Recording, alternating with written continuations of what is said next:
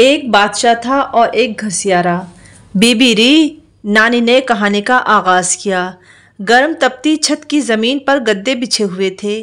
ایک بالٹی پانی فرش پر اگر چھڑک بھی دیا تھا تو فضائیں کون سی پورنم ہو گئی تھیں، مگر 90 کی دہائی کے گاؤں آج کے دیہاتوں کی طرح تمام سہولیات زندگی سے لیس نہ تھے۔ بجلی تو گویا صبح شام کسی حسینہ کی طرح محض جلوہ نمائی کرانے ہی آتی تھی۔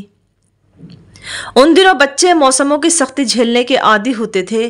ویسے تو نانی بی ری لفظ زیادہ استعمال نہ کرتی تھی، مگر کہانی کا ماحول بنتے ہی ہر جملے کے بعد اچھا پھر یوں ہوا بی ری، پھر کیا ہوا بی ری ان کے منہ سے نکلتا اور بچوں کو تصور کے اس دیس پہنچا دیتا جو ان کے چھوٹے ذہن اپنے حساب سے بسا لیا کرتے تھے۔ بی ری تمہارا اللہ بھلا کرے، بادشاہ کو کسی نجومی نے کہہ رکھا تھا کہ اگر تم شتر مرغ کے دل اور گردے کھا لو گے تو تمہاری بادشاہت کو کبھی خطرہ نہ ہوگا۔ تو بس کیا تھا، بادشاہ نے اپنے وزیر لگا دیے شتر مرغ کی تلاش میں۔ اے امی، یہ اس زمانے کے بادشاہ بھی بڑے کچے عقیدے کے ہوتے تھے۔ درمیان میں چھوٹی کنواری خالہ نے حسب عادت لقمہ دیا۔ چل چھوڑ، بچوں کی کہانی ہے، اللہ جانے جھوٹ یا سچ، نانی نے جمائی لیتے ہوئے جواب دیا۔ نانی پھر کیا ہوا؟ بچے جملے مداخلت سے سخت نالاں ہو گئے۔ ہاں بھیا رے، نانی کو چھوٹے نواسے پر نگاہ گئی تو یاد آیا محفل میں بھیا رے کہنا بھی ضروری ہے۔ تو ادھر وزیر شتر مرغ کی تلاش میں اور ادھر اللہ کا کرنا ایسا ہوا کہ ایک دن ایک غریب گھسیارا گھاس کھود رہا تھا۔ گھاس کھودتے کھودتے دور نکل گیا۔ راستے میں اسے ایک شتر مرغ ملا، وہ اسے اپنے ساتھ گھر لے آیا۔ بادشاہ کو علم ہوا تو اس نے کہا کہ ہم گھسیارے کے گھر دعوت کھائیں گے، مگر شرط یہ ہے کہ شتر مرغ کے دل اور گردے صرف بادشاہ کے سامنے پیش کیے جائیں۔ گھسیارا اور غریب اس کی بیوی بہت حیران اور خوش ہوئے، حقیقت سے انجان تھے، اور پھر ایسا ہی ہوا۔ دعوت کا دن وقت مقرر ہو گیا۔ گھسیارا بادشاہ سلامت کے استقبال کو باہر گیا۔ بیوی گھر کے کاموں سے کہیں اندر تھی اور باہر کھیلتے گھسیارے کے دو غریب نادان بیٹے انجانے میں شتر مرغ کے دل اور گردے کھا گئے۔ بادشاہ جب دعوت کو پہنچا تو صورتحال دیکھ کر سخت ناراض ہوا۔ گھسیارا اپنے بیٹوں کو مارنے کو بھاگا اور بچے ڈر کر کہیں باہر دور چلے گئے، اور پھر وہ لڑکے دوڑتے رہے، اس گلی سے اس گلی، اس شہر سے اس شہر، اور بھٹکتے بھٹکتے جوان بھی ہو گئے۔ ایک دن وہ نور کے تڑکے ایک بستی میں پہنچے جہاں یہ اعلان عام تھا کہ آج جو شخص صبح سب سے پہلے ہماری بستی میں داخل ہوگا ہم اسے بادشاہ تسلیم کر لیں گے، اور یوں ہم بادشاہ کے مرنے کے بعد ہونے والی آپس کی جنگ سے بچ جائیں گے۔ اور قسمت دیکھو، صبح بستی والوں نے دیکھا اونچی چوپال پر بھیا رے دو نوجوان سو رہے ہیں۔ بستی والے خوش ہو گئے اور ان میں سے جو بڑا تھا اسے بادشاہ تسلیم کر لیا اور چھوٹے بھائی کو اس کا وزیر خاص بنا دیا۔ کہانی کب ختم ہوئی یاد ہی نہیں رہا۔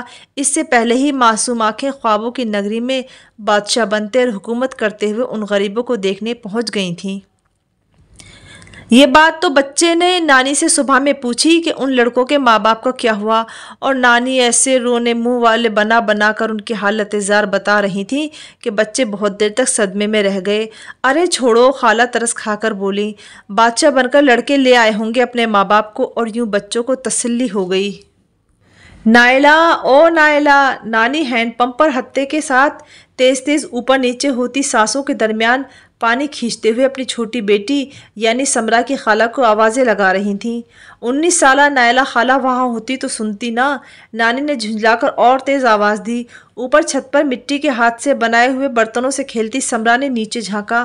نانی خالہ تو نصرت نانی کے گھر گئی ہیں۔ ہائے رے کمبختی، یہ نائلہ کی بچی!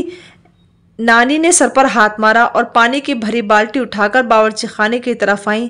یہ برتن پورے دھوئے بھی نہیں۔ باورچی خانے کے باہر بنے مٹی کے چولہے کے پاس بنی سیمنٹ کی چبوتری پر راکھ سے منجے برتن ادھر ادھر بکھرے پڑے تھے۔ لوہے کے ٹوکرے میں کچھ کانچ اور تامچینی کے برتن دھلے دکھائی دے رہے تھے۔ نانی نے ناک سکوڑی، یہ لڑکی پتہ نہیں کب سدھرے گی۔ اسی وقت نائلہ خالہ سامنے کی قدرے چوڑی دیوار پر آہستہ آہستہ سنبھل کر چلتی اور پھر ٹانگ اٹھا کر زینے پر پیر رکھ کر نیچے اترتی دکھائی دی۔ تجھے اللہ سمجھے نائلہ، نانی نے راکھ میں سنے لتھڑے کالے ہاتھوں کو دیکھ کر غصے سے کہا۔ ऐसा क्या याद आ गया था तुझे जो तू बीच में बर्तन मांजते हुए छोड़कर भागी?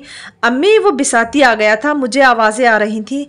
आलिया अपने जहेज के लिए पिटारी का सामान उसी से लेती है, बस यही सोचकर भागी थी। आलिया बड़ी वैसी है, खरीद कर चुपचाप बड़े बक्से में डाल देती है, मुझे बताती तक नहीं। आज मैं एंड टाइम पर जा धमकी। उफ, नानी ने सर हिलाया।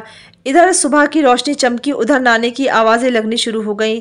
नायला, उठकर झाड़ू लगा ले, फिर धूप फैल जाएगी। देख, घर कब से बासी पड़ा है। और नायला खाला चारपाई पर इधर से उधर करवट बदल कर 15-20 मिनट तक नानी की बात टाल ही देती थी।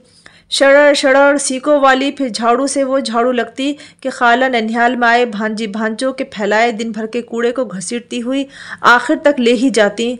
सुबह सुबह नानी के चूल्हे से धुआं निकल निकल कर आसमान की तरफ उड़ने लगता।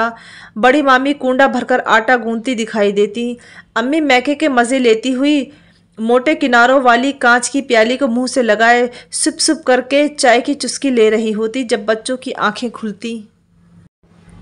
वो खूबसूरत मासूम बचपन तो गुजर गया, मगर अब तक वो कहानी, वो गर्म बिस्तर पर ठंडी ठंडी नींद, वो नानी के नर्म फुहारों जैसी कहानियाँ, वो खाला की समझदारी वाली मुदाखलत और उनका अल्हड़पन। और आज भी समरा को रोज़ याद आता है। नानी दूसरे देश चली गई, जहाँ से चिट्ठी न संदेश भेजती हैं। जवान माँ और खाला बूढ़ी हो गई। समरा और बाकी बच्चे सब जवान होकर ढलती उम्रों की तरफ गामजन भी होने लगे।